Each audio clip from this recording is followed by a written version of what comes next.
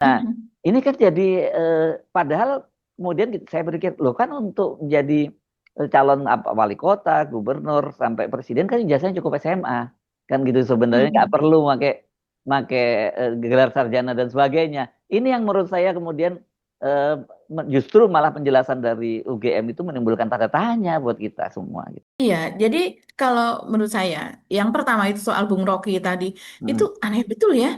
hmm, Kalau mendengar cerita dari Mas Ersu seperti itu, hmm, karena Bung hmm, Rocky tidak ada hubungannya sama sekali. Dia menjadi saksi pun tidak. hmm, Dia mungkin hanya kalau seandainya diskusi di ILC misalnya, atau diskusi di Rakyat Bersuara, dia hanya hadir dan memberikan pandangan-pandangan hmm, yang masuk akal begitu. Kalau secara akal seperti ini, begitu itu pun dia juga tidak mengatakan bahwa berarti ini palsu atau berarti ini asli begitu, tapi kan hmm. telahannya soal lain.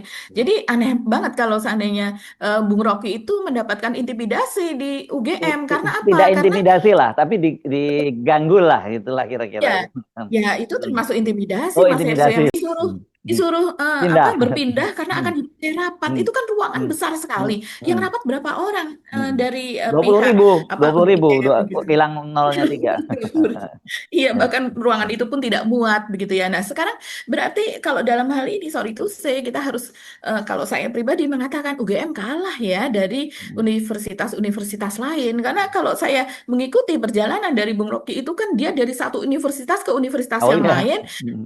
yang universitas negeri yang apa mahasiswanya mungkin setara atau more and less kurang lebih 11-12 dengan UGM, tapi juga di universitas-universitas kecil yang bahkan Ya. terpencil saya tidak pernah Ya. mendengar namanya pun Bung Rocky juga pergi ke sana Ya. dan Ya. memberikan pendidikan Hmm. gitu kan, berikan telaah, diskusi apa dan sebagainya, yang mereka berani mengundang Bung Rocky dan kemudian bahkan tidak hanya sekedar diskusi, biasanya juga kadang dengan mahasiswa akhirnya naik gunung di sekitar Hmm. lokasi Hmm. tersebut dan Ya. sebagainya.